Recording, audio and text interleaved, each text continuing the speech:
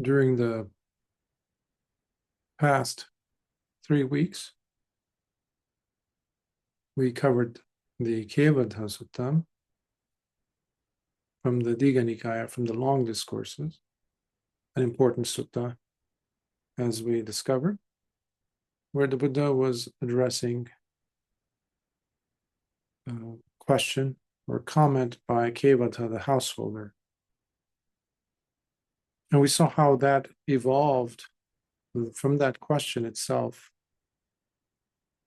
into a full-blown, beautiful discourse where the Buddha touched upon so many factors relating with sila on the different levels of it, actually. Virtuous behavior, it's a cornerstone, it's a powerful, foundational column of this Dhamma and Discipline, which we call the Dhamma or Buddhism.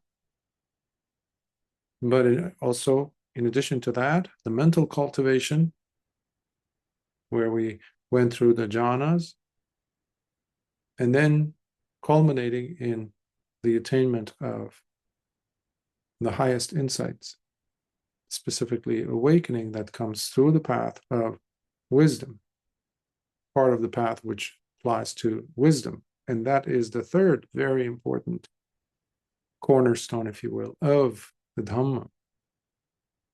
And then we saw how this was all begun basically with a simple curiosity comment from Kevadha's part about the role of miracles, of the other, the thing that is not here, but once we have this, it's going to make it wonderful. Basically, every single time that we have a longing, a yearning, that's what the mind is doing through the means of tanha, craving, and its constant thirst for more. That is the driving mechanism, right? So oftentimes people do not understand that that is, well, as we discussed last week, I think it was, where miracles are at the basis of, if you will, because we use the term, cornerstone of most of the religions out there in the world. You don't see that in the Dhamma at all. And ironically enough, Buddhism happens to be the religion where it's even described. There's no mystery left about it, about these miracles. I mean, the wonders, the marvels of supernormal things, abilities, etc., psychic abilities, they're looked down upon, which you do not see at all in other religions, if and when they occur. In fact, the whole religious system is based on that. However, the Buddha distinguished miracles into 3 categories, the third of which matters the most to us, for us, and that is the miracle of instruction, through which all the other stuff are gained, the abilities, this and that. But the miracle of instruction in the presence of right view, samadhi, which this Dhamma provides, does take the person on this path all the way to the end, the graduation date, which is Nibbana, extinction of birth itself. The longing, the tanha, ends there. Now, that doesn't stop the common ordinary person from still looking for the attainment of the supernatural, the otherworldly, the thing that separates me from everyone else, which is basically at the core of asmimana, the conceit, I am, which has the strong presence of measuring, comparing and contrasting, constantly. So the person is in pain. The person is unaware of that pain, because that's why they're led from life to life, because they're never satiated, they're never satisfied. We, not they, but we all collectively, so long as we are loitering in samsara, going from life to life, seeking after the other, which, by the way, a miracle seeking does that. No person who's ever done a miracle like that actually cut themselves from samsara. Nobody who's ever been able to walk through walls or walk on water was able to attain freedom from putting themselves in a position where they have to walk on water or walk on land, for that matter. So why do I say this? Why am I talking about Kevada Sutta? Well, I chose today's sutta, which comes from the connected discourses, the Samyutta Nikaya, another Nikaya, another totally different collection than the ones that we've been covering the last 3 weeks, because of the theme. Here, this one is the Susīma Paribbājaka Sutta, which is basically, in English, the Wandering Ascetic Susīma, the discourse that was given to him or about him. And in it, we see Susīma, a wandering ascetic, who is very much led on by his desire, just like Kevada was, which most people are. That's why we're always looking after this outstanding, the extraordinary, the miraculous. He comes to the Dhamma for that specific purpose. In fact, he even ordains for the attainment of the secret. What is the Siddhartha Gautama's, the recluse Gautama, what is it that he's teaching, whereby his monks, his nuns are able to perform these magical feats? So let me learn, go into the enemy territory and learn their secrets.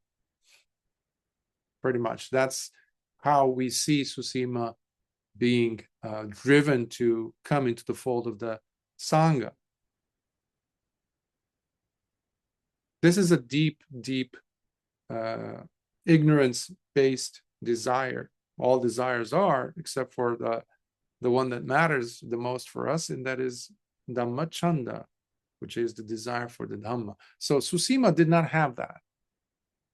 So that's why because it beautifully, it was a good setup, in a sense, the Kevada Sutta to this sutta. So I don't want to speak too much on this sutta's, the beginning, just as a introduction to it in a way, and just let us dive in because it's a long sutta, but I'm hoping to be able to cover it with you today in one session, hopefully.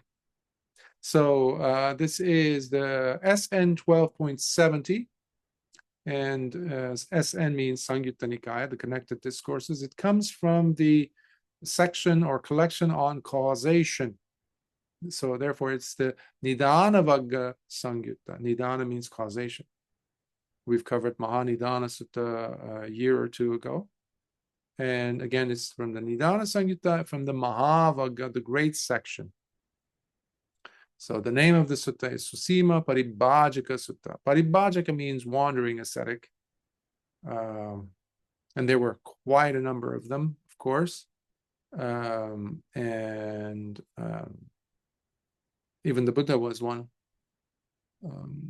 They were, think of them as the other pole to the Vedic scholars, to those Brahmins who practiced the Vedas. So Paribbājakas were, it was a tradition that went counter to the established religion or practice of the Brahmanic practice or Brahmanism. So they were the ones who were more the rebels in a way. They were breaking against, the traditional approach to understanding moksha or liberation. They were the ones who were hanging out in the Himalayas. They were the ones who were naked ascetics. That's another, sometimes, a reference made to the Paribbājakas, wandering ascetics. Anyhow, let's begin. This is what I personally heard. Once the Blessed One was staying at the bamboo park in Rajaga's squirrel's sanctuary. While residing there, the Blessed One received homage and deep respect from the local laity, for he was venerated, revered, and truly cherished, while also receiving his requisites of robes, alms, food, a residence, as well as medicine and medical attention whenever there was a need.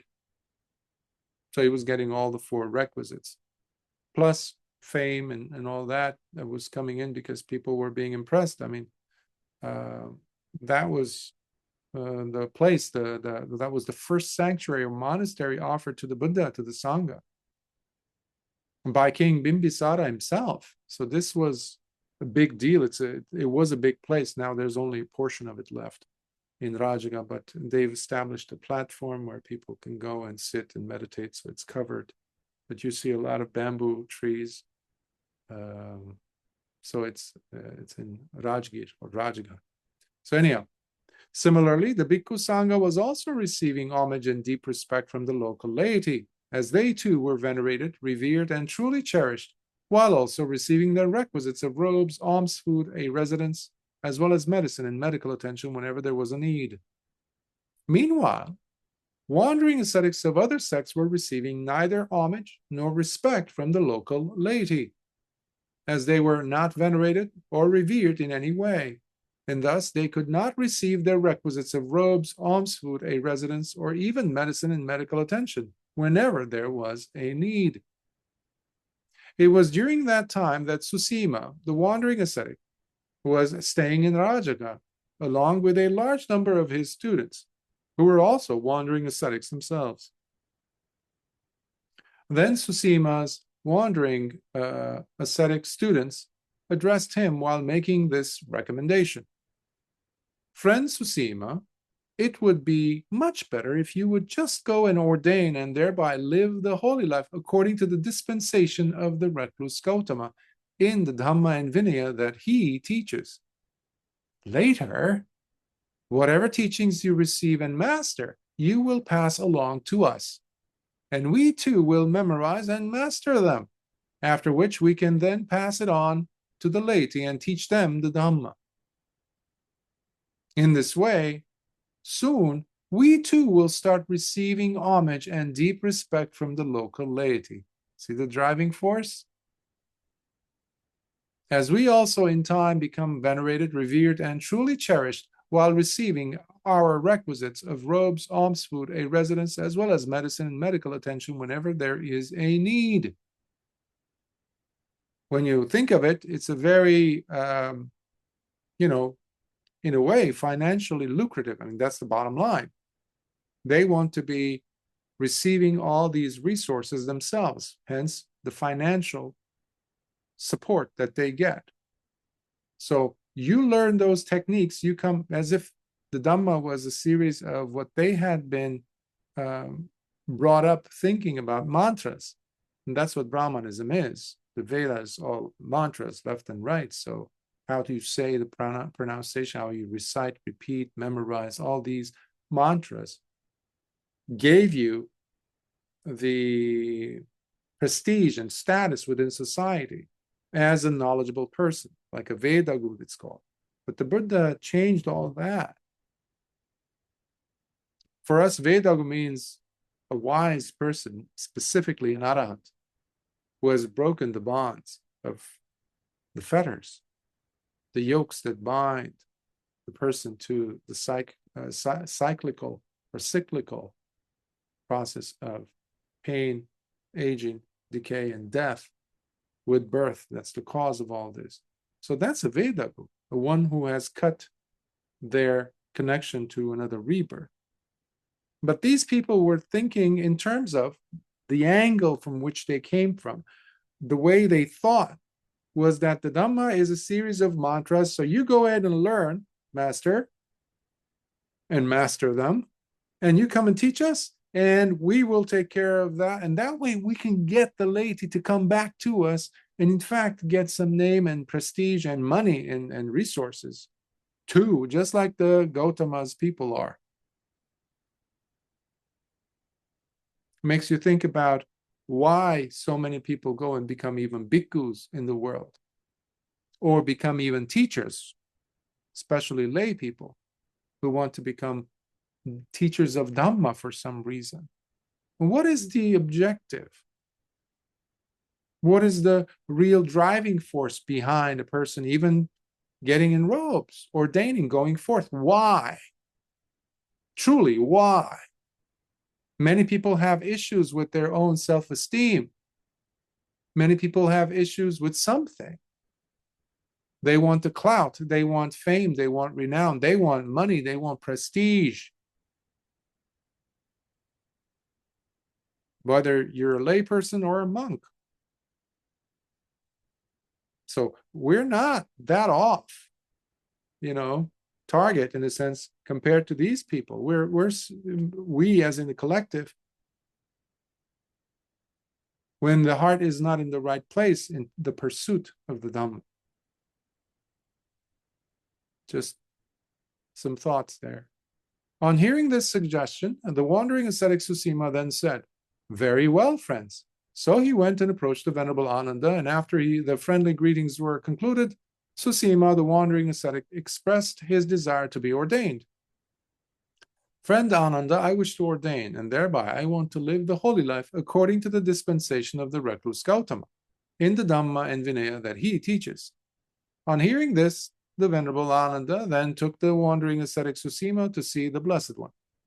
After having approached the teacher and paying homage, the Venerable sat to one side and by addressing the Blessed One, spoke, here it should say the Venerable Ananda, and by addressing the Blessed One, spoke these words, "Bhante, this Wandering Ascetic Susīma wishes to live the holy life according to the dispensation of the Blessed One, in the Dhamma and Vinaya that you teach."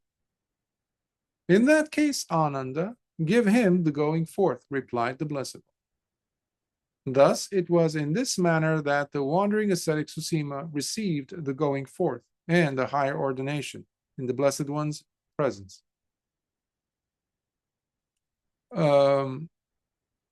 This was around the time where there was not that added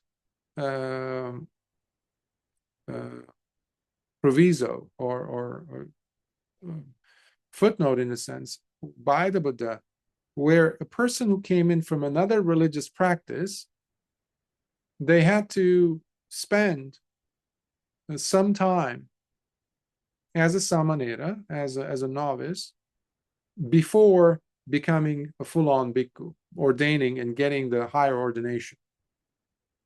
Because over time, what happened was you had a lot of influx of individuals from different paths, like this Paribbājaka, these wandering ascetic, who came in, but unfortunately, without having enough growth happen in them, in the Dhamma, understanding of the Dhamma proper, taught by the Buddha, they were basically mouthing off their own previous philosophies, their own religious thoughts and beliefs, but putting it in the mouth of the Buddha, misrepresenting the Buddha.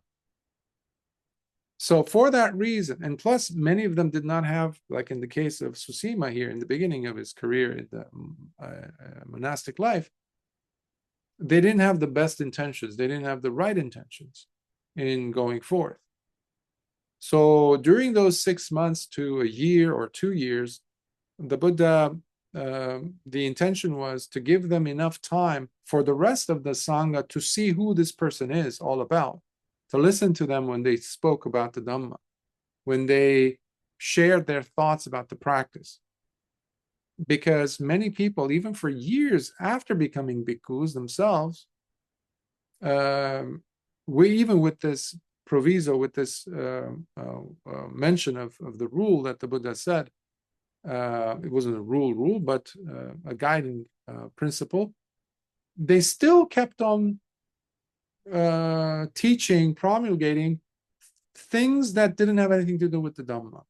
We have many examples of that, like in the case of the Sati, son of a fisherman, and others, of course, which we will cover in the future. So that was not installed here. That's why the Buddha allowed him the higher ordination, even though he came from another sect. Sometime later, on having attained full awakening, a group of many bhikkhus came, this was not Susīma, other bhikkhus, now the sutta is talking about.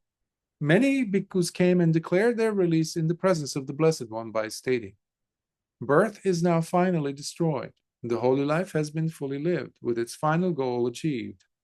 There is no more coming back to any state of becoming ever again. Now, when the Venerable Susīma heard of this news, he quickly went up to those bhikkhus, and after exchanging friendly greetings with them, and having already sat to one side, he proceeded in asking them the following questions. Is it true, venerable friends, that you have declared your release in the presence of the Blessed One by stating, birth is now finally destroyed, etc.? So basically, they became arahants. This is the set of verses that are used in many, many, many suttas where, as you've seen in many suttas we've covered here, this is a declaration. You don't see, it's not vulgar, it's not grotesque in any way, it's not bombastic in the way that we understand in the world, whereas, the Arahant says, I'm an Arahant now. There isn't that. Instead, it's beautifully phrased. Birth is now finally destroyed. The holy life has been fully lived. What had to be done is now done and completed. There is no more coming for me ever again. You see, nothing is mentioned even about Nibbana, but it says so much. So here you have Susīma coming, an outsider, who's just drooling at the edges of his mouth, just trying to find, because in his mind, anybody who reaches the highest point, the goal of the holy life, it meant to him that he has some other special qualities. He's not interested in wisdom. He doesn't care about freedom. He hasn't gotten the note yet. So these arahants answered to his question. Yes, friend, those bhikkhus replied. Then venerable friends, would this mean that as a result of your awakening, you also have come to acquire the various kinds of psychic powers? In other words, even though being just one person, can you multiply yourselves many times over?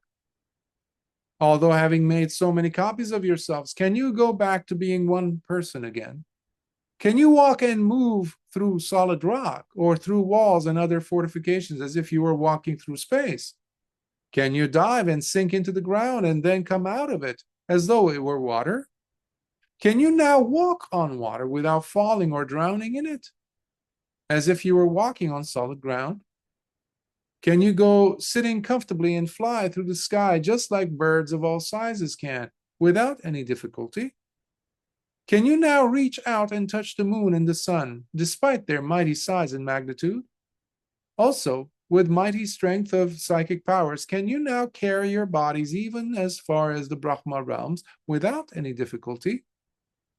No, friend, we cannot, answered those arahants. Well, in that case, venerable friends, can you say that now you possess the divine ear? So he's not given up yet. He's still like, no, when you become an arahant, there's got to be some special things that you get. The divine ear, which far surpasses that of the human in its strength and purity, and thereby hear or listen to the sounds of both heavenly and human beings, whether near or limitlessly far? No, friend, we cannot, replied those arahants. Well, venerable friends, how about the ability to read the hearts and minds of humans and of other beings?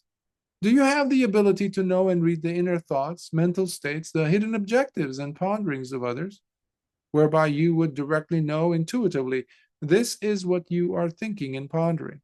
This is what you're really planning. This is what is going on in your heart?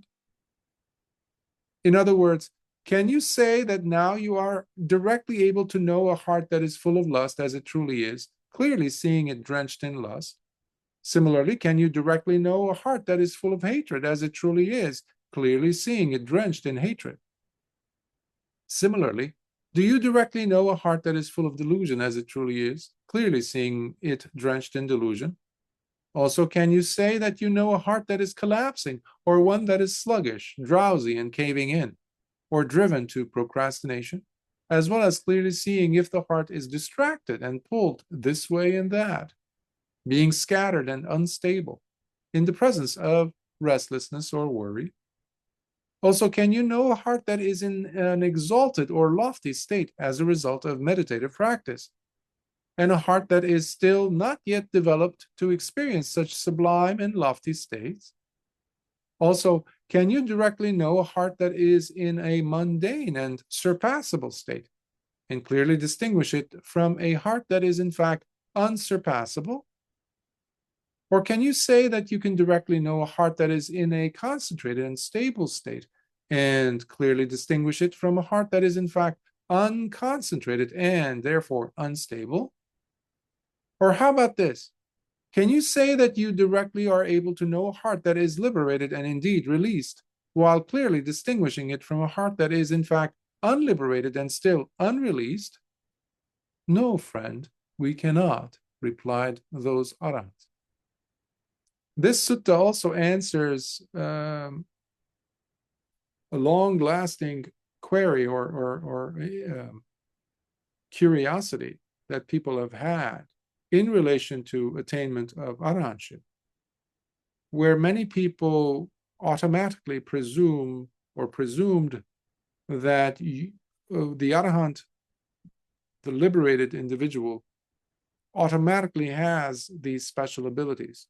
So this comes from the yearning for the otherworldly, the miraculous and marvelous, on behalf of the person who is not the arahant, the outsiders, looking in, trying to find out what is this arahantship is all about, because we use whatever worldviews we have to relate with the world or whatever we come in contact with. So that you can call it patiga, or resistance to something that we have a concept, and then we're coming across this other thing or a position. That's why most people to this day have the wrong idea about the practice, especially in the West, or this new influx of interest in the world, especially between the ages of 20 and 30, 40, 50-year-olds who were,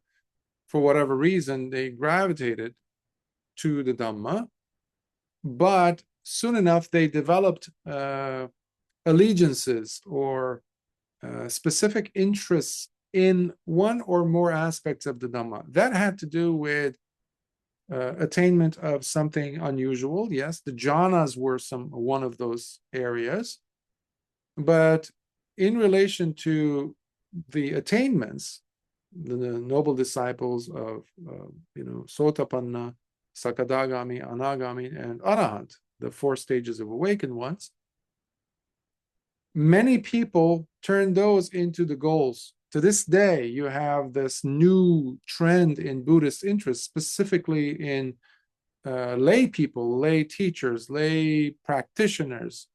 That is the position that Susīma came from, because it's very goal-oriented in the sense of attaining something.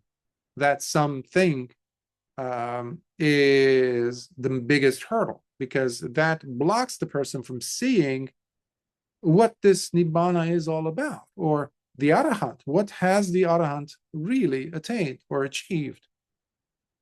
There is no attention given to wisdom. That's what I'm trying to say. So most of the interest that we have in the world towards the Dhamma is in fact a sham, is not based on true interest in the Dhamma proper. Wisdom is not something that people want to have. They want to have something that they can wrap their hands around, is tangible, relatable, and especially conveyable.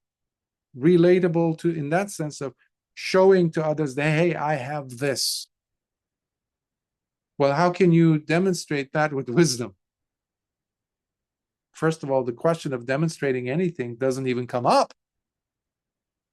So that's why whoever claims to have attained some status is quickly jumping onto online, some social network, and announcing that they've now attained something. A person who attains any of the 4 stages actually shuns such predicament. They want to hide it. First of all, because the world will not understand. See, here Susīma is approaching them with totally clueless about what this path, where this path takes, because he's not giving up. Look what his next question is. Well then, friends, venerable friends, how about looking into your own past lives? Are you able to recollect the manifold past lives you have lived? In other words, can you say that you are able to remember your previous existences and the many past lives you have had in all their details and features?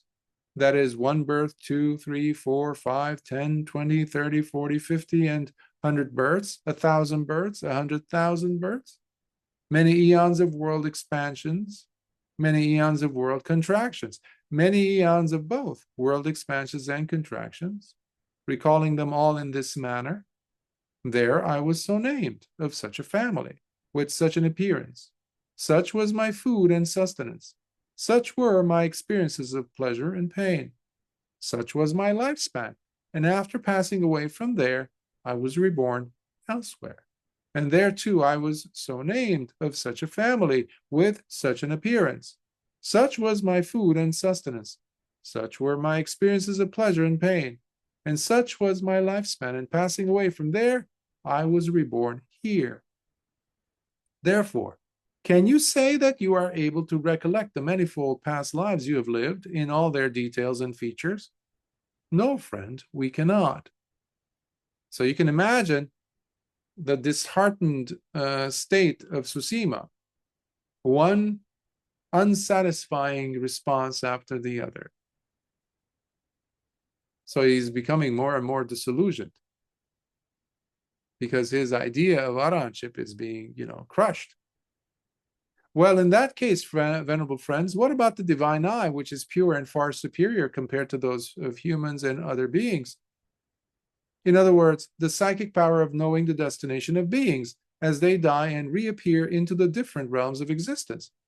In other words, can you see clearly all types of beings dying at the end of life, whether being reborn into exalted or miserable states, beautiful or ugly, fortunate or unfortunate, witnessing this by directly seeing and therefore understanding clearly how beings pass on to different states according to their actions, whereby you would know how these beings who behaved badly through their bodily actions, their speech, and their mental actions, being disrespectful towards the noble ones, meaning the Arahants, as well as all the other noble disciples. So all 4 categories of awakened ones, including the Buddhas, the Tathagatas.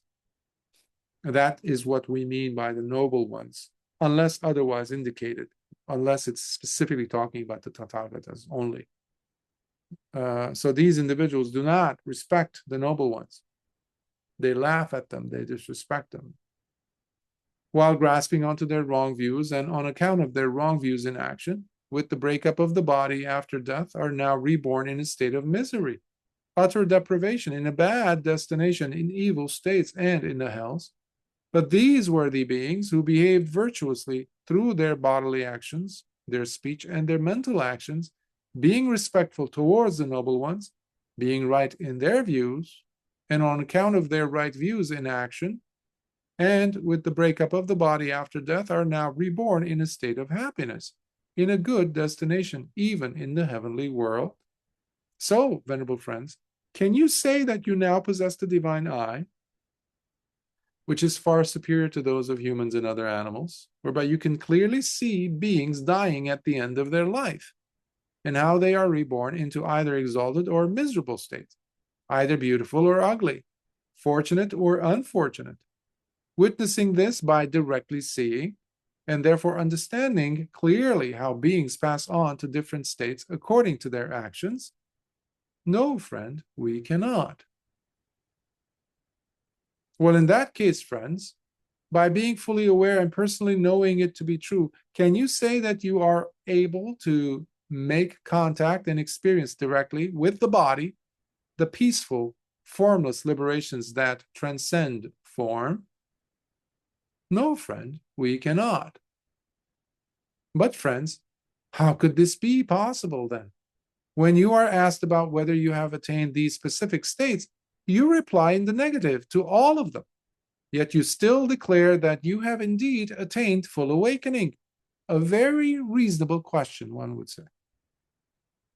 Friend Susīma, that is because we are released through wisdom itself. This is his response. Friends, your brief response escapes me, for I am unable to comprehend the meaning of what you are saying. It would be good if the Venerable Ones would explain to me in such a way that I could understand in detail what has been stated in brief. Well, friend Susīma, whether you do understand or not, it would not change the fact that we are fully released through wisdom. This can really get his blood boiling, Susīma's, because, sorry, we can't help you there. And I don't owe you any explanation. The Arahant is saying to Susīma, whether you get it or not, it's beyond the point, the fact. So on hearing this, the Venerable Susīma took his leave and went and approached the Blessed One. Once having paid homage to the teacher, he sat to one side and began addressing the Blessed One by reporting on his earlier conversation with those bhikkhus. Then the Blessed One began instructing the Venerable Susīma by saying,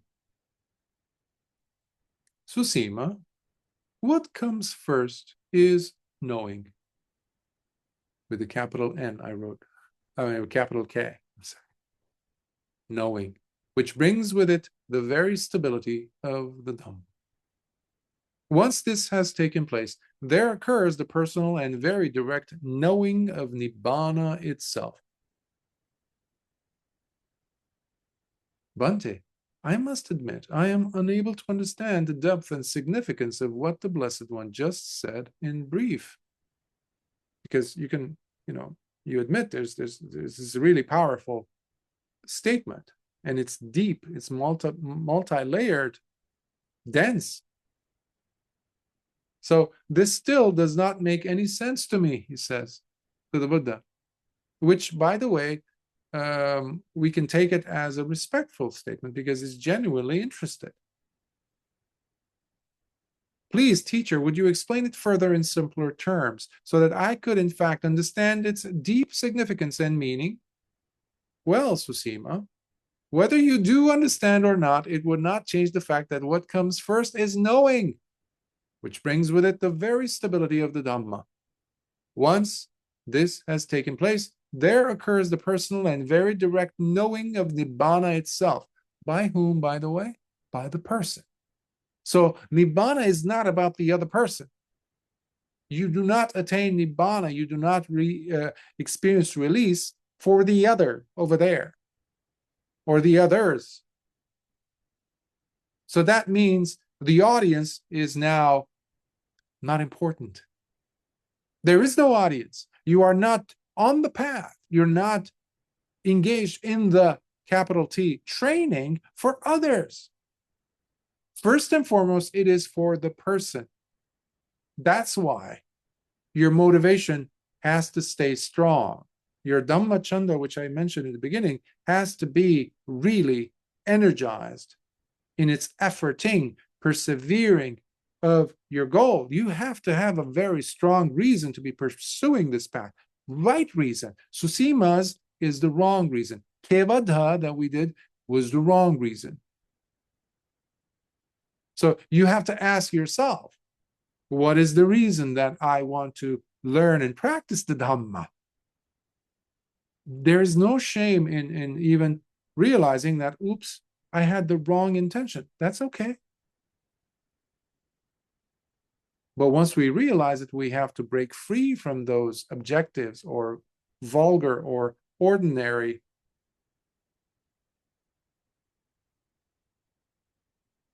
goals. So the Buddha continues. Try approaching it this way, Susīma. Would you say that form is permanent or impermanent? It is impermanent, Bhante. And would you consider that which is impermanent to be suffering or happiness? I consider it to be suffering, Bhante. And would you still consider that which is impermanent, suffering, and therefore subject to constant change as something that could somehow be regarded as, this belongs to me. This is who I am. This and I are one and the same thing? No, Bhante, I would not. Would you say that feeling is permanent or impermanent? It is impermanent, Bhante, because feelings change all the time, right? They're never the same, no matter whether we like those feelings or we hate them, despise them. So he says, it is impermanent, Bhante. And would you consider that which is impermanent to be suffering or happiness? I consider it to be suffering, Bhante. You have to think about this. Impermanent means unstable, unfixed, unreliable. So that feeling that you got, the pleasant feeling, the nice feeling, the good, cozy feeling in your heart, is not stable. Is that a good feeling now? No, you'd slip through your fingers like sand. What does that leave behind? Suffering, if we're being honest. So we shouldn't just say these words like, like automatons, just like on repeat and without understanding the depth of it. It has to be relevant to us, and it is if we give it give it some space for it to sink in. So anicca is dukkha. We have to understand this. So he says, I consider it to be suffering, Bhante. And would you still consider that which is impermanent, suffering, and therefore subject to constant change as something that could somehow be regarded as, this belongs to me, this is who I am, this and I are one and the same thing? No, Bhante, I would not. Would you say that perception is permanent or impermanent?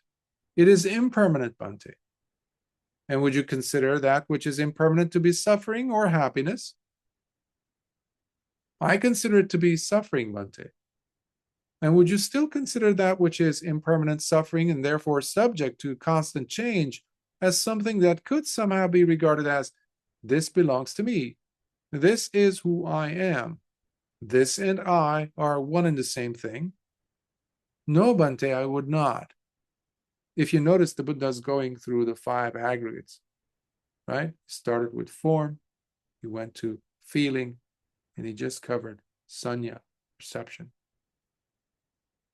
mental associations, memories, etc. Would you say that sankharas, or habitual drives and patterns, are permanent or impermanent? They are impermanent, Bhante. And would you consider that which is impermanent to be suffering or happiness? I consider it to be suffering. And would you still consider that which is impermanent, suffering, and therefore subject to constant change as something that could somehow be regarded as, this belongs to me? Because how can it belong to me if it's impermanent? This is who I am. That's identification, right? This and I are one and the same thing. That's sakkaya ditthi, the personality view, the delusion. So could you still consider that? No, Bhante, I would not. Would you say that consciousness is permanent or impermanent? It is impermanent, Bhante. And would you consider that which is impermanent to be suffering or happiness? I consider it to be suffering, Bhante. And would you still consider that which is impermanent, suffering, and therefore subject to constant change as something that could somehow be regarded as, this belongs to me, this is who I am, this and I are one and the same thing? No, Bhante, I would not. There's an intricate mechanism in our brain that when we come across a repetition, we blank out, especially after the first few, or by the second time we hear it, the brain says, oh, I know the rest, so I don't need to be engaged.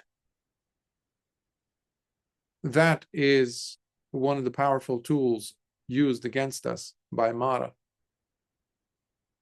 That's one of the reasons why we have to really endeavor steadfastly to be present every single time the repetition of it is occurring, instead of looking at it as, oh yeah, I got this, okay, form, so I have the mechanism, so I don't have to be there present to really unravel and work on the feeling, the perception, the sankhara, or the consciousness, vijnana.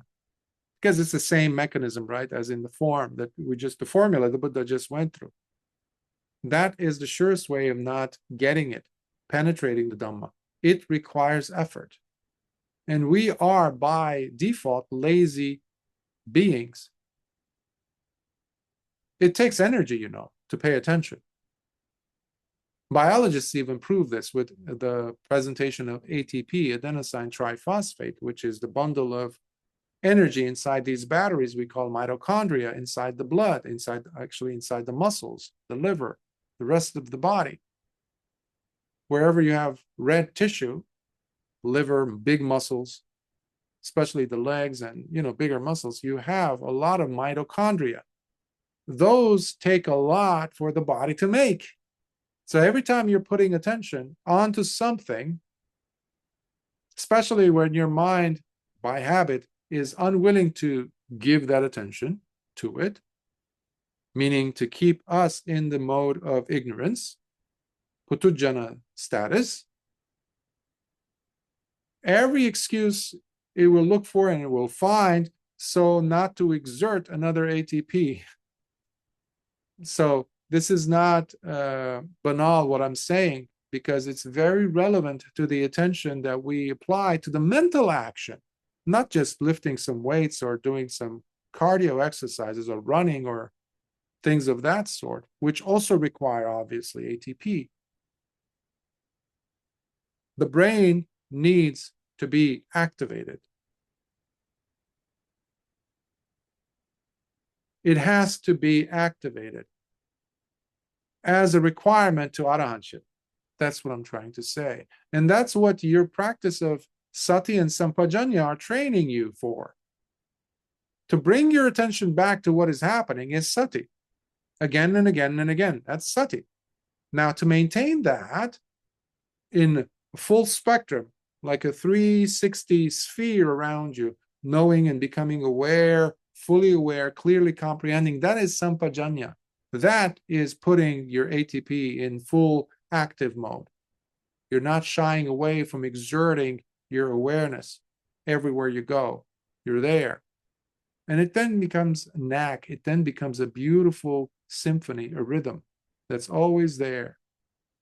And now the lazy mind, the lazy brain says, oh, this isn't so bad. I don't have to feel like I'm climbing up a steep hill, on a slippery, steep hill. So that is requiring, first of us, from us, to really endeavor by paying attention to the suttas. Remember, that is the entry point. If you don't know the suttas, if you don't know what the Dhamma is intellectually, meaning having seen, understood the discourses, then the sila, samadhi that you presume to practice are going to be flawed at best. That's why we have in the world flawed practitioners of sila, flawed practitioners of samadhi. That's why it's not samma samadhi. It's not samma sila. It's not the right understanding of it. So it takes effort. That's what I'm saying, at least initially, to pull us out of the inertia. That inertial stage has to be overcome. So in just this manner, same manner, Susīma, whatever kind of matter or form you may encounter or experience, whether related to the past, future, or present, be it internal or external, gross or subtle, of an inferior or superior quality, whether far or near, you should look upon all forms as, this does not belong to me. This is not who I am. This and I are not one and the same thing. So whatever form that you encounter, Next, he says, similarly, Susīma, whatever kind of feeling you may encounter or experience, whether related to the past, future, or present, be it internal or external, gross or subtle, of an inferior or superior quality, whether far or near, you should look upon all feelings as, this does not belong to me. This is not who I am. This and I are not one and the same thing. By the way, these 11 points are crucial. They don't leave anything out. It's so beautifully protected. There's no leakage. There's no loopholes. So if we can just recall these states that we usually justify our misbehavior by, so similarly, Susīma, whatever kind of perception you may encounter or experience, a memory, mental association, any kind of perception, whether related to the past, that happened to me in the past, or into the future, that I will become that, or this will become of it, or whatever, or the present. So those are the 3 times. They can't be in the same place, the Buddha teaches us. Be it internal or external. So it could be something that has to do internally. It could be internally within the body, in your mind, or external. Gross or subtle, of a gross or subtle nature, of an inferior or superior quality, whether far or near, you should look upon all perceptions as, this does not belong to me. This is not who I am. This and I are not one and the same thing, because we do. So what is this indicating? These 11 different facets of an experience, in this case, the experience of perception. Each one of these is keeping us in this dualism, external, internal, inferior, superior. Because even a perception, something, a teaching even, the Dhamma itself being superior, we can latch onto that, grasp onto that. And that becomes our downfall, because now you have something to protect. It's an asset, it's an upadhi. But the Arahant is assetless. You have to give up every kind of attachment, including to something so lofty and superior to something inferior, like the Dhamma.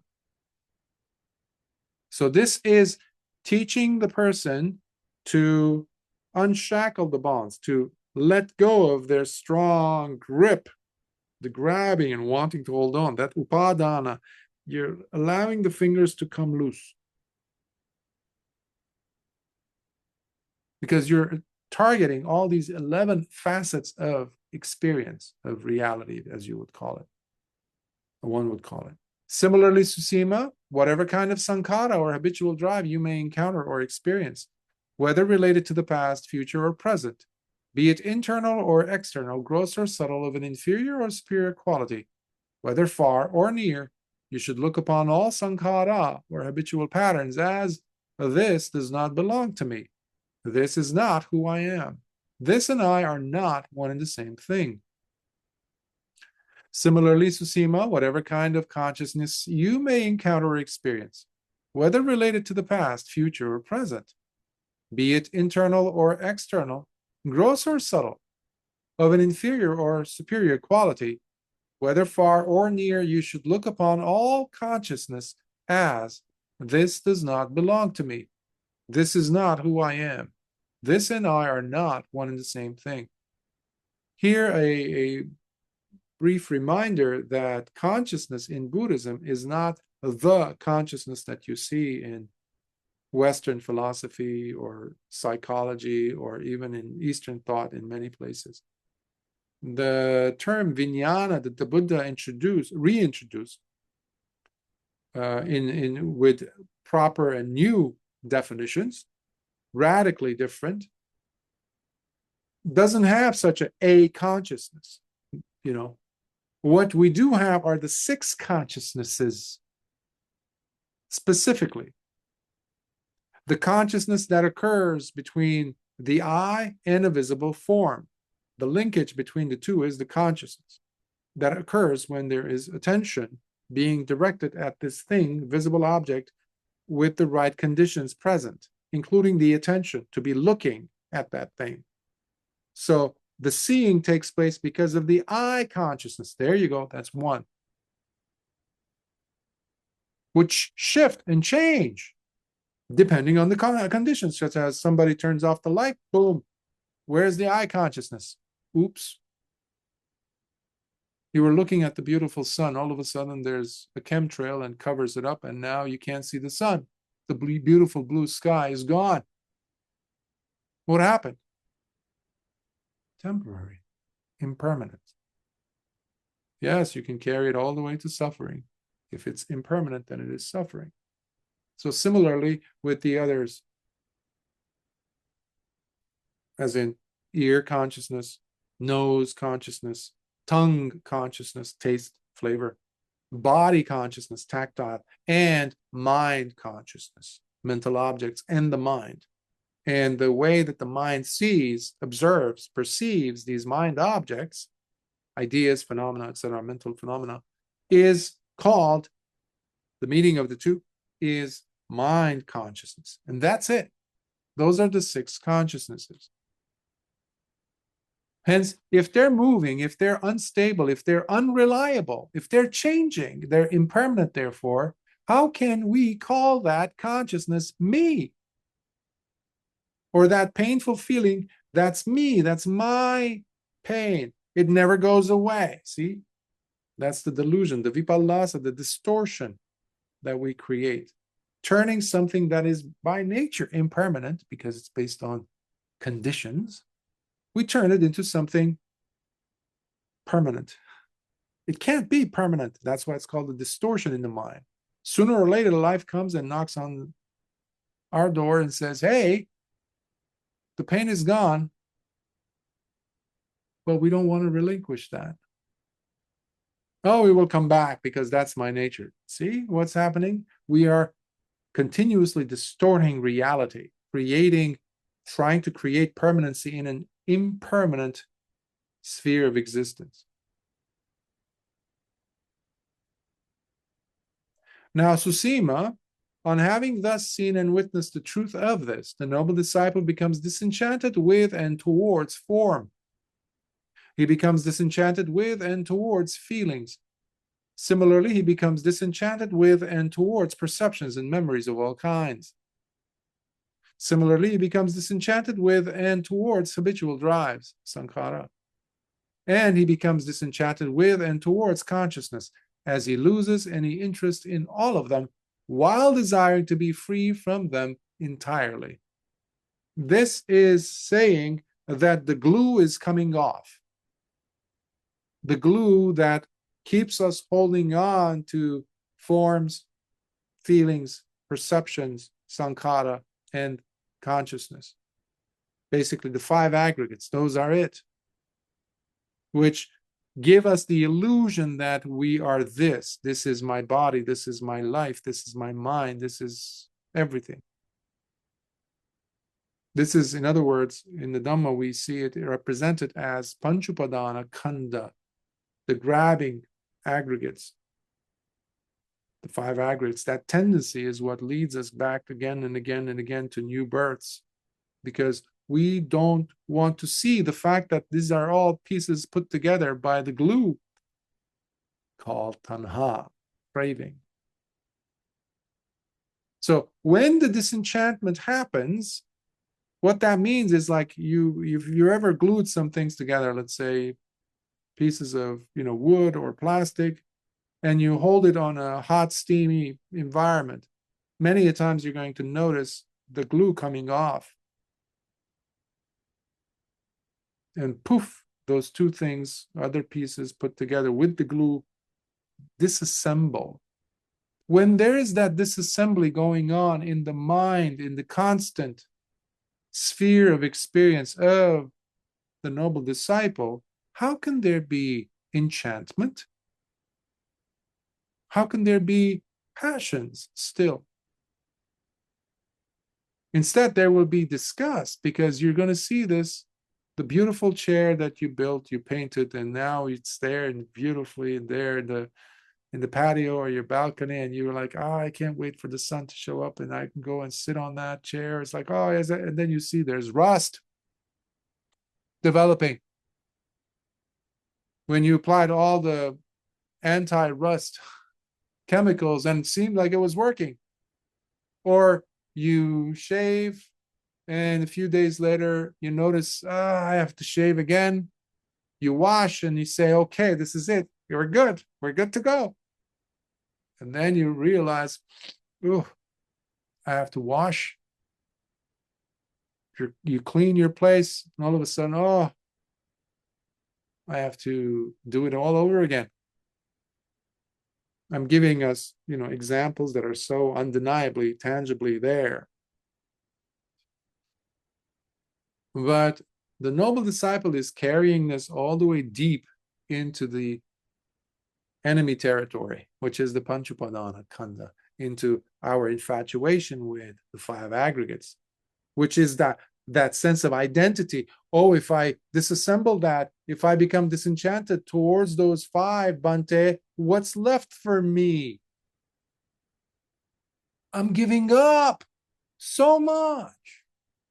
That's why people worship the Dhamma, because that's safer. Because in order for you to worship the Dhamma, you need to have something to worship with, an identity, a conceit, I am.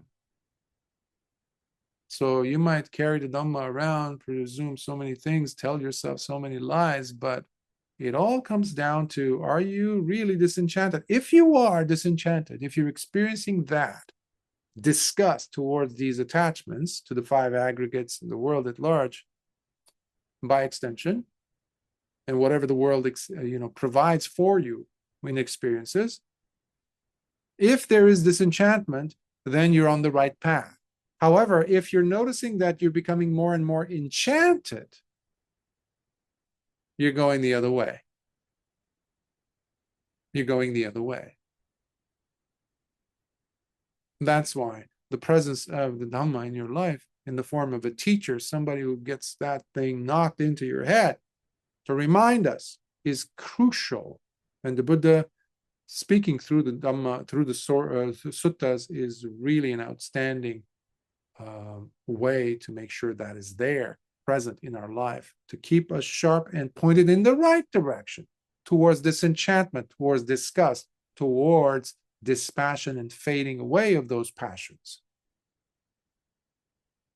And becoming thus disenchanted, he experiences their fading away as he becomes dispassionate towards them. And as his dispassion grows and intensifies, he experiences release. Now, when he is thus released and liberated, there dawns in him, and for the very first time ever, the very knowing. It is indeed released. At that instant, Susīma, the noble disciple knows for himself with certainty unparalleled, and through his higher and direct understanding, birth is now finally destroyed.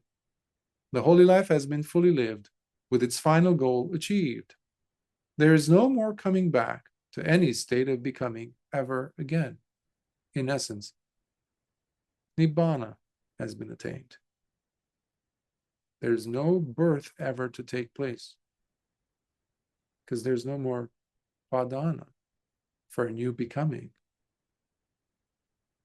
Now tell me, Susīma, when birth has already taken place, do you then see how decay, aging, and death will surely also follow along as consequences to birth itself, which serves as their condition for being?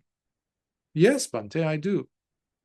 So, because of birth, do you see that aging and death and all of that will carry over, will come in because of the presence of birth? So that the Buddha is trying to test Susīma if he's following along. And he says, yeah, so he is following along. He's getting it now.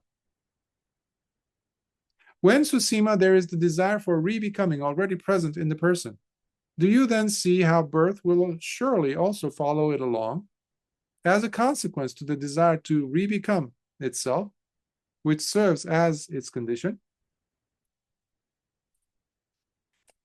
Yes, Bhante, I do.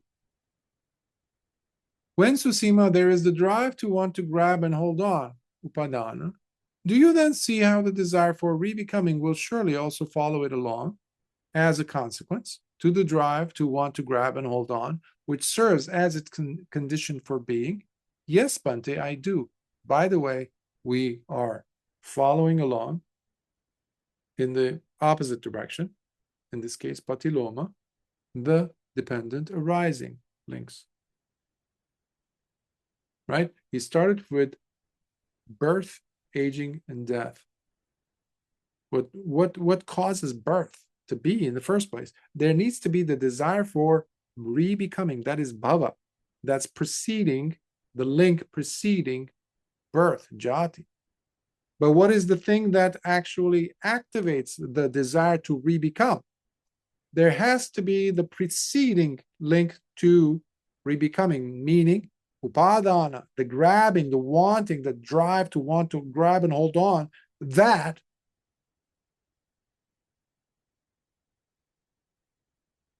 has to be there for rebecoming to take place.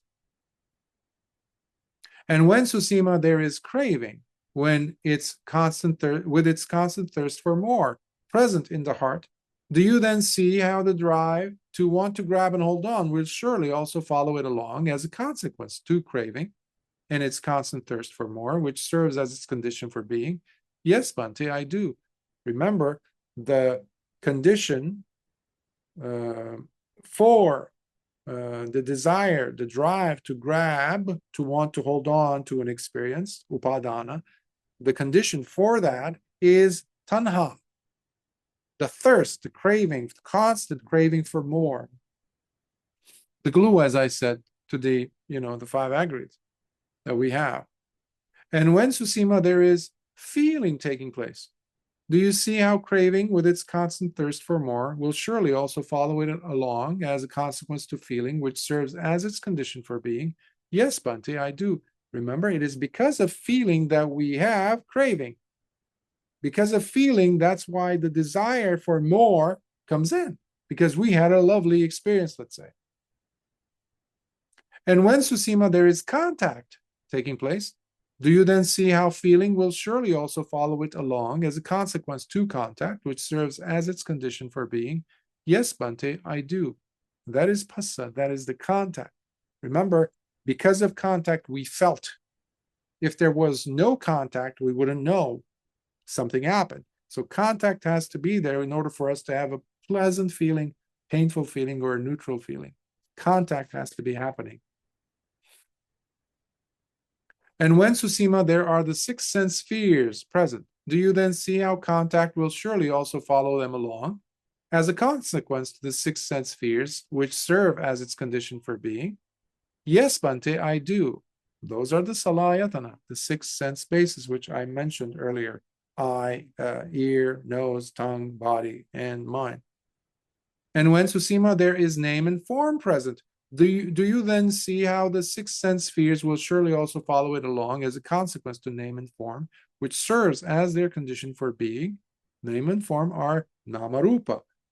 Namarupa has to be there in order for there to be salayatana. The six sense bases have to be on the very foundation of namarupa, name and form.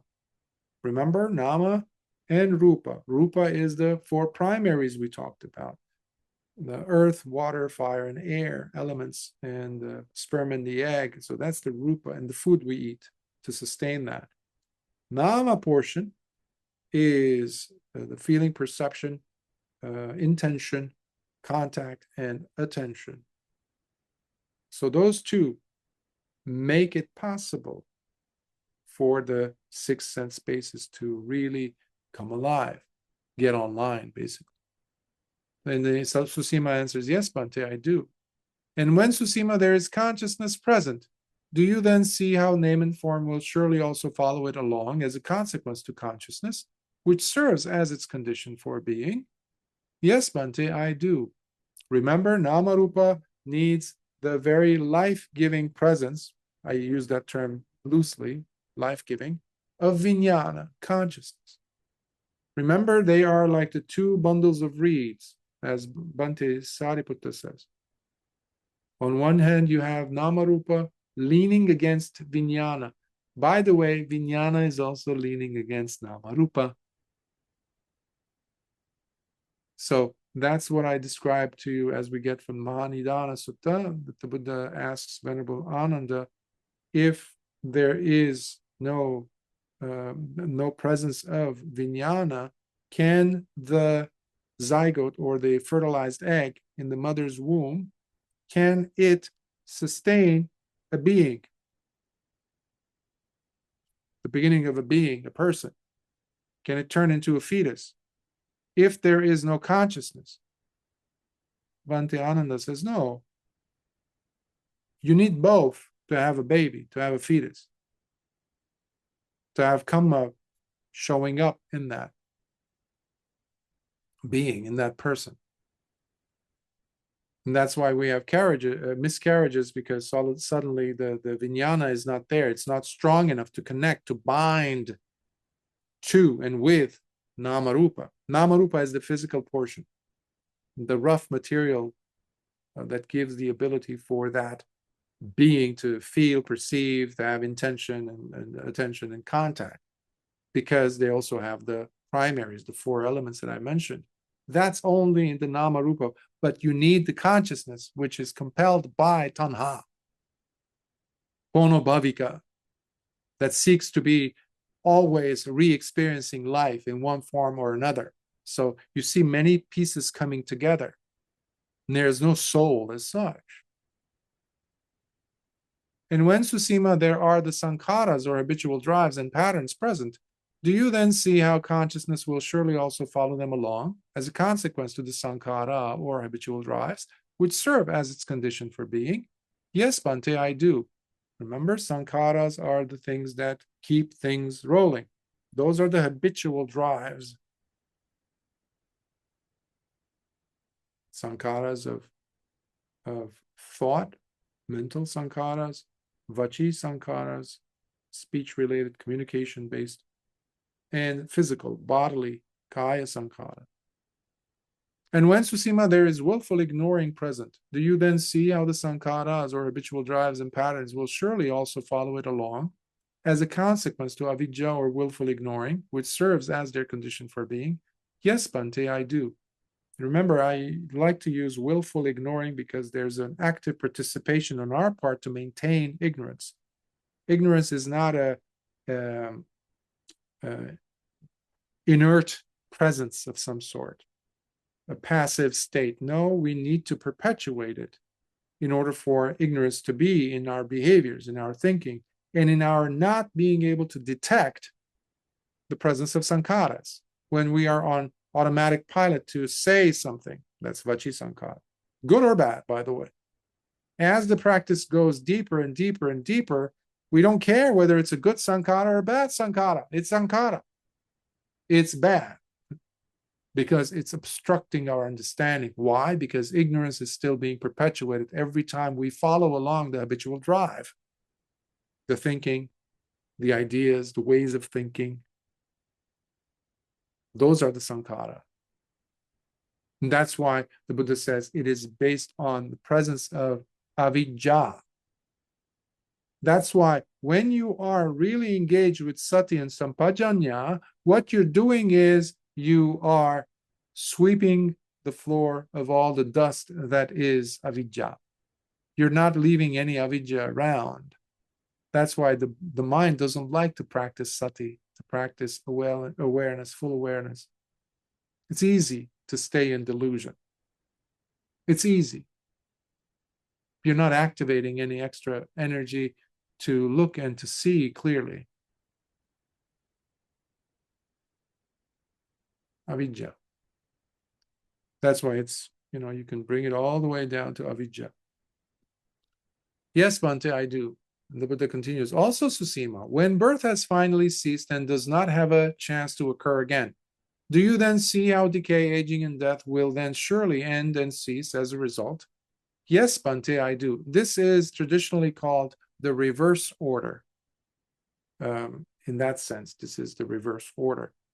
Earlier, I talked about patiloma, but this would be the correct way of using patiloma specifically because we say reverse simply because of Lord Buddha is emphasizing the cessation aspect of each of these links in relation to the one he's referring, or follows the link related to it.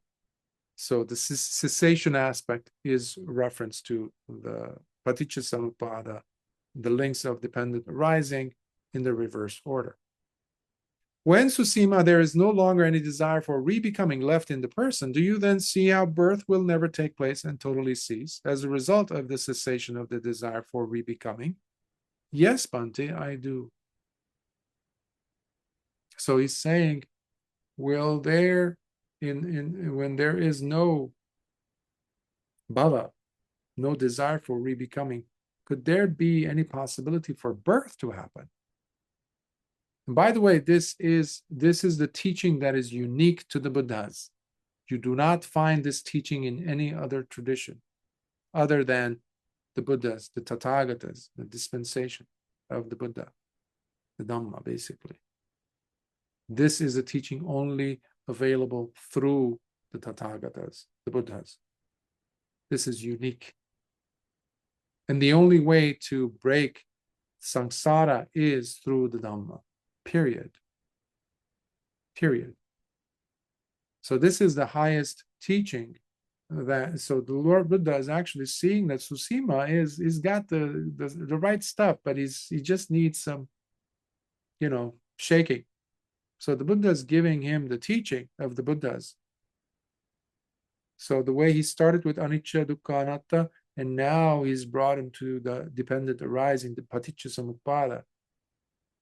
This is highly important to consider. And Susīma is following along. That's very important. When Susīma, the drive to want to grab and hold on, upadana, is completely ceased and thus ended, do you then see the desire for re-becoming also cease and end as a result? Yes, Bhante, I do. And when Susīma, craving with its constant thirst for more, is destroyed and never arises again in the heart, do you then see how the drive to want to grab and hold on also ceases and is destroyed? Yes, Bhante, I do. So when there's no tanha, do you also see, because there's no foundation for upadana to take place, how could there be upadana? How could there be grabbing and holding on when there isn't that craving, the thirst for more? There's not even a question arising about grabbing anything because the person doesn't have craving anymore.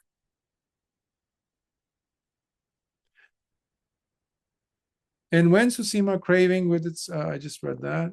And when Susīma feeling is no longer taking place, do you then see how craving with its constant thirst for more also does not take place and thus ceases entirely? Yes, Bhante, I do. And when Susīma contact itself stops and ceases, do you then see how feeling as a natural outcome to contact also ceases and is no more? Yes, Bhante, I do. So you see why it's reverse also? By the elimination of one, the other already is gone. The other is gone. It's like a several-story building, but you removed all the floors. Where are you going to put the furniture? Where are the people, the inhabitants, the tenants are going to stay? They're not going to be clamping onto the walls or the roof. They need something to land on. You can think of each preceding link as that roof, but in this case, as that floor, as the story of the building, different stories. So what the Buddha is saying is, remove that floor completely. Where are you going to put the stuff that come on top of that? Such as, you need contact to have feeling. You need to have feeling to have what? Tanha, craving. Well, you need to have craving in order for you to have upadana, the drive to grab and hold on. You need to have upadana to have the desire for re-becoming. You need to have the desire to re-become in order for there to be birth. But when the preceding is being pulled, the rug is being pulled, there's nothing underneath the rug. poof, the whole thing collapses. So there is no such a thing as a miracle or magic happening for the person to become an arahant. They have removed the thing preceding it. That's another way of understanding, in a healthy way, the dependent arising. And when, Susīma, the six sense spheres are dismantled and cease, do you then see how contact also ceases as a result? Yes, Bhante, I do. And when, Susīma, name and form do not arise anymore, do you then see how the six sense spheres themselves also come to an end and cease? Yes, Bhante, I do. And when, Susīma, consciousness ceases, do you then see how name and form that depend on it also come to cease and no longer arise? Yes, Bhante, I do. And when, Susīma, the sankharas or habitual drives and patterns stop running your life and thus cease, do you then see how consciousness too, as a result, comes to cease? Yes, Bhante, I do. And when, Susīma, avidya or willful ignoring no longer gets a chance and therefore ceases entirely, do you then see how the sankharas or habitual drives and patterns also end and cease? Yes, Bhante, I do.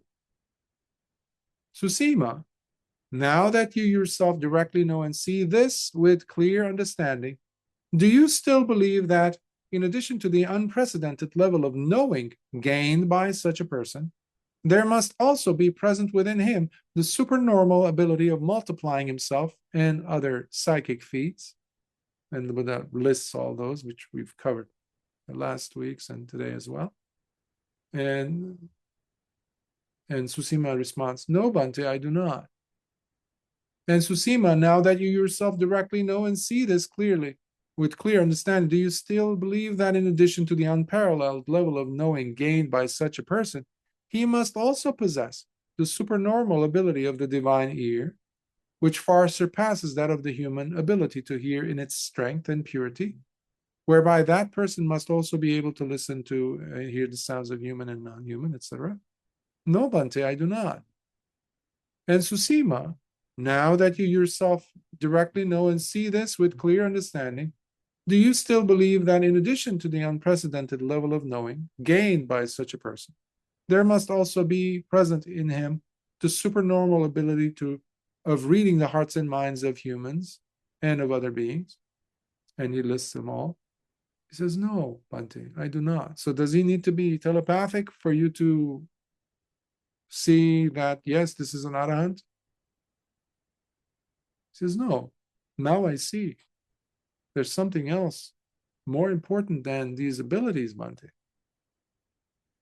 That's why I hope you're understanding the real miracle, the real marvel, the real astonishing thing that this Dhamma teaches. The transformation, because the previous skills are just skills. They're not going to change the person. There's no transformation of character simply because you're able to walk through fire or even travel in the air. It doesn't mean anything. Look around you. You have a whole bunch of naked beings flying around with wings called birds. How many Arahant birds have you seen? 0. So what's the big deal? How many pilots do you think are flying airplanes who are Arahants? I don't know of any. So there's no big deal. There's no change in transformation taking place in the person with all these special feats and psychic abilities necessarily. So the Buddha is bringing his attention back to what really will set him free from his ignorance. Furthermore, Susīma, seeing that you yourself now directly know and see this with clear understanding, do you still believe that in addition to the unprecedented level of knowing gained by such a person, there must also be present within him the supernormal ability of recollecting the countless past lives he has lived in their details? No, Bhante, I do not. And also, Susīma, seeing that you yourself now directly know and see this with clear understanding, do you still believe that in addition to the unprecedented level of knowing gained by such a person, there must also be present within him the supernormal ability of the divine I, which is pure and far superior compared to those of humans and other beings. And he lists all of those. By the way, the sutta is complete and it's available on PDF on the website. So I highly recommend you carefully, slowly read the sutta in full. So Susīma says, no, Bhante, I do not. Furthermore, Susīma, seeing that you yourself now directly know and see this with clear understanding, do you still believe that in addition to the unprecedented level of knowing gained by such a person, that person must also be able to make contact and experience directly with the body the peaceful, formless liberations that transcend form? These are references to the jhanas. So this is sometimes asked, and people wonder, oh, do I have to have the jhanas? And unless it's reference to both ways, liberated in both ways, which means wisdom and attainment through the jhanas, all the way through the 9 stages of the jhanas. But that's not a mandatory thing in order for the person to become an arahant. That's what the Buddha is saying. These formless liberations is a reference to the jhanas, all levels of it.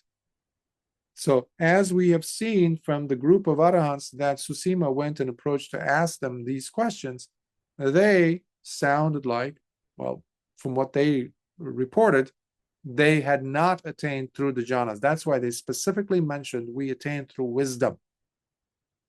Okay? But Venerable Sariputta, Venerable Moggallana, and many arahants had attained both ways. But that does not make it the only way.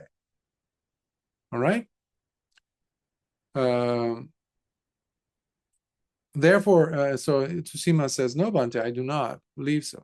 Therefore, Susīma, when true knowing and direct understanding of the Dhamma has been finally reached, how could there still be any doubts or questions raised trying to point at non-attainment and such? So now he's putting him on the spot. So when these so-called skills and abilities are not there, yet there is full knowing and direct understanding of the Dhamma, having been reached, attainment, the attainment of Arahanthood, how could there be such questions still lingering? Then, on having listened to the words spoken to him by the Blessed One, the Venerable Susīma arose from his seat and, by arranging his upper robe, he approached the Blessed One and bowed his head by placing it at the feet of the Master. Then he spoke these words, "Please forgive me, Bhante. Being dull-witted and misguided in my reasoning, I have indeed made a foolish mistake, pursuing my opportunistic aims, as I sought to take advantage of a situation by going forth in this beautiful Dhamma and Vinaya of the Tathagata, who explains in such a perfect manner the Dhamma that is so thoroughly complete and deep. Please, Bhante, kindly forgive me for my stupidity in committing this very grave and terrible mistake, which I realize now, as I promise to restrain myself in the future by never doing such a thing again." What is he referring to? His heart was not pure. He was simply pursuing his opportunistic aims, as he put it, to have these skills so he would have a new tool set so that he could go and gather his previous students and teach them. Now he's actually becoming a bhikkhu. This is his real ordination, because he was fake up to this point. Something happened in him. Just like in the case of Venerable Angulimala, who dropped his weapons. He stopped being a serial killer the moment he saw the Dhamma. This is happening with Venerable Susīma now. I can call him Venerable now, because he's dropping his other weapons, just like Venerable Angulimala did. Now he's a clean slate. Truly, Susīma, you have been indeed dull-witted and misguided in your reasoning to make such a grave and foolish mistake, pursuing your opportunistic aims, whereby you sought to take advantage of a situation by going forth in this beautiful Dhamma and Vinaya of the Tathagata, explains in such a perfect manner the Dhamma that is thoroughly complete and deep. Susīma, imagine a thief who, having committed a crime, gets arrested and then is brought in front of the king to be punished. Then the soldier asks the king what the appropriate penalty for his crime would be, and the king responds, "Tie this man's hands tightly behind his back, shave his head and beard closely, and lead him from street to street and from one public square to another, while accompanied by the dramatic beats of a drum. Finally, after entering the city through the southern gate, cut off his head in an area at the south of the city." Then, as instructed, the king's soldiers tie the prisoner's hands tightly behind his back, and after shaving his head and beard closely, they lead him from street to street and from one public square to another, while accompanied by the dramatic beats of a drum. And finally, after entering the city through the southern gate, they cut off his head in an area at the south of the city. Now, Susīma, what do you think?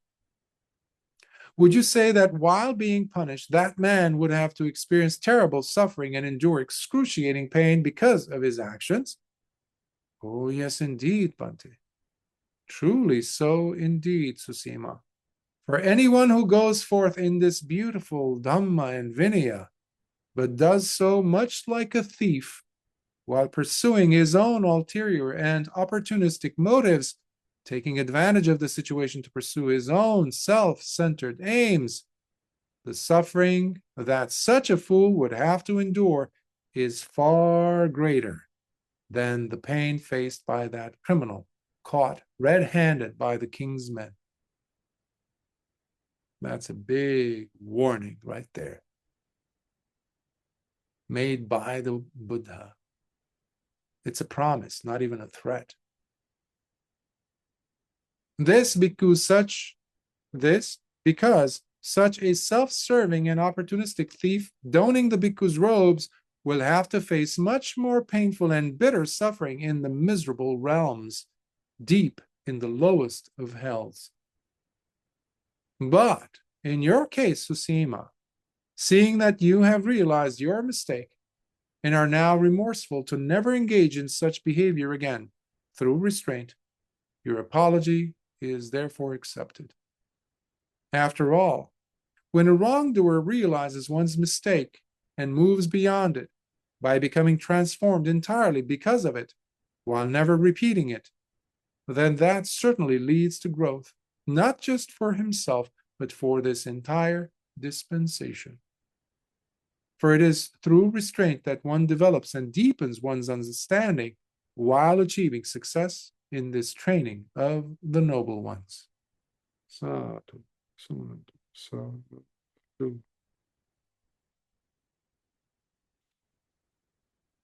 We have to call things as they are. There's nothing to hide. We live in a world where the Dhamma has become, the way it's presented, has become sullied to the point where people, the laity, and all those who are thirsty for the Dhamma genuinely have crossed incalculable eons to get to this point, to finally meet with the Dhamma, and it is corrupted. Those who are responsible for the corruption of the Dhamma, therefore, their torture, their penalties, their punishments are unimaginable. Many of them are already in the place that the Buddha is referring to, in the hells, and they do exist. It's the most purest thing in the cosmos, in existence, the Dhamma, the teaching. That's why it's so rare. But the only place we can actually preserve it is through training in it, by applying it, by perfecting it, by reaching the goal. So whatever or wherever we are coming from, whatever the goals might have been for us to start this journey, once we understand and we get a clearer perspective and view of why it's worthwhile for me to be practicing this path, then we wholeheartedly dedicate our energies and efforts in doing so, really, genuinely, because it is truly beautiful. It is lovely in its beginning, lovely in its middle, and lovely in its ending. And it's freedom. It's freedom from suffering, truly, because that chain of events no longer occurs, because you have eliminated avidya. You have gotten rid of willful ignoring. Therefore, the other links will not happen to you, for you. There's no substrate for you to land upon the moment you close your eyes. This Dhamma is the only teaching available to humanity, to all beings, in fact, that has taught us the ending of birth. And from the Kevada Sutta, as we saw, if and when there is birth, every other aspect of the episodic cycle, endless cycle of suffering will perpetuate itself. Why? Because there's birth. No other teacher has ever taught that. No other teacher taught us freedom from suffering, freedom from death, freedom from birth, specifically. So it requires a certain maturity from us. That it's not like a one-time thing that we have that maturity, we make a decision, and that's it, we're good to go. No. That's why it's not, I don't consider the Dhamma to be a religion to which you belong necessarily by, yeah, I don't know, signing somewhere or making a statement or giving your, a testimony, declaring your faith, and that's the end of that. So you're set to go. And there's no such thing in the Dhamma, despite many, many people's efforts in making it look like it is. It's not. It's practice. It's patipada. It's effort. And it makes no difference whether you're in robes or in lay person's clothing. The requirement is the same. There needs to be the application of genuine effort. There needs to be faith and trust, at least in your own capacity to attain what the Buddha himself and his disciples have attained, at least. But we first start with faith and trust in the awakening of the Buddha. You have to have that as your North Star. You have to have that at some point. And reading, listening to the suttas really guaranteed will give you that sooner or later, because it will drive you to the edge. And then you're going to collapse. And then you're going to become a clean sheet, clean slate, like Susīma. And then you're going to see, oh my, there's something special here. I can't even put words to describe it properly. Oh my, I can't believe I'm born at a time where this is still available. What can I do to make the most of it? You're no longer using ulterior motives now. This is life and death situation for you. This is real, good, serious stuff. And you're transforming yourself. You are now the architect of your life. Wow. That's powerful. That's one way of looking at it. So, any thoughts, comments, questions?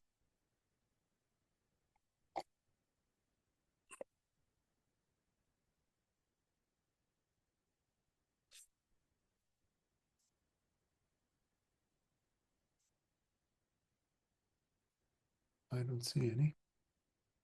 What if there aren't any? Then let us transfer some merits. Akasatha chabumata deva nagamahittika punyantang anumoditva chirang rakhantu lokasasana. Akasatha chabumata deva nagamahittika punyantang anumoditva chirang rakhantu desana. Akasatha chabumata deva nagamahittika punyantang anumoditva chirang rakhantu mamparanti. Sadhu, sadhu, sadhu. May the blessings of the Triple Gem be with you. Remember, it's not a one-way street. In order for us to receive the blessings, we have to make ourselves receptive. The blessings will not shower from the Triple Gem onto someone whose heart is sullied, who doesn't have sila. So we have to bring in always, despite the past, what we may have done. Retake the precepts all the time. When you feel constrained, when you feel clamped by so many different things, hang-ups and handicaps of past ways of being disgruntled against yourself and impatient and unreasonably mean against yourself. Retake the precepts. Remember the refuge that we take. We take not in the senses, not in the objects of the senses, not in the world, but we take it in the Buddha, his example, his awakening. And the teaching he gave us that allows us to attain, just as countless millions and millions of other beings have attained Arahantship. For some reason, we think that it's only a handful of people who attained. That's not the case. Millions. Try to wrap your mind around that. Millions of Arahants. Just from this Tathagata, our own historical Buddha, not counting the other Buddhas before him. So we can too. So take refuge, because you won't be able to make that a possibility unless you take a step away from that sphere of pain and sorrow, perpetual dukkha that we've constructed for ourselves. The old version of ourselves. This and I are the one and the same thing. That has to be shattered. So listen, read, in this case, the sutta, or listen to the sutta as often as possible, especially about that I making, asmimana, the drive, the conceit I am. And you'd be surprised how the glue will come off, no matter how stubborn it might seem. But it takes effort. That's you making this a two-way street. And the blessings will continue to shower. And you will see transformations in your life. You won't need any of the justifications or causes or conditions that Susīma was looking for. You will know. That's the end of that.